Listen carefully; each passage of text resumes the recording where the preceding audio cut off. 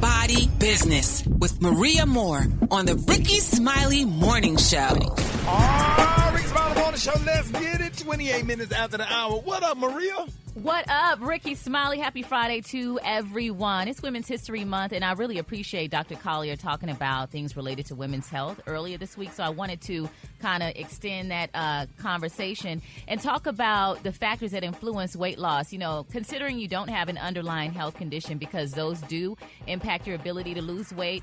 But I wanted to talk about 3 things you should consider. Number 1 is how much you eat. You know, to get fit, it's important to have an understanding of the role of food consumption and energy expenditure. So how much you move, because when you feed your body more than what you need, your body will retain that fat. And on the flip side, if you eat less than what you need, you'll lose weight. Now, the key is being mindful about your portion sizes. And the best way to do that is to cook at home, because, you know, all the extra seasonings, the portion sizes that vary when you're at a restaurant, you can save about 500 calories a meal, and it tastes the same cooking at home, not to mention you're saving money. So that's definitely something that you can do.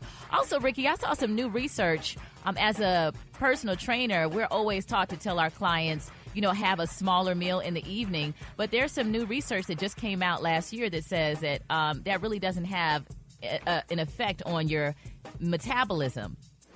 How much you eat, not necessarily when you eat. So some people in the study were actually having bigger meals in the evening, and they were still losing weight. So it's really about how much you eat and not giving your body too much. So definitely something to consider.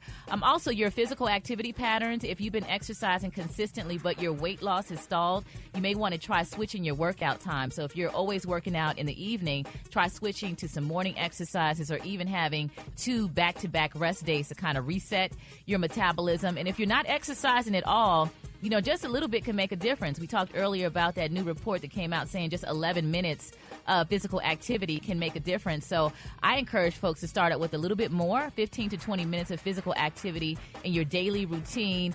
It's also important to take pictures, because muscle is more dense than fat.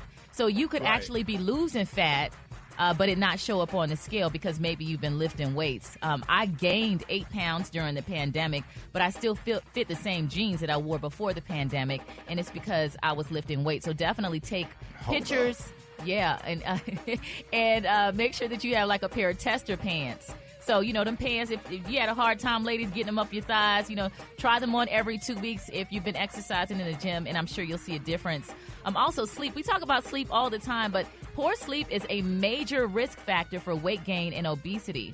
Sleep requirements vary from person to person, but according to research, changes in weight occur when people get fewer than 7 hours of quality sleep a night. I know that seems like a lot, but as I've said previously, try to add on at least 30 extra minutes of what you're doing to get better sleep at night. Oh, boy, you talking about going to bed at 7:30? Lights off, TV off?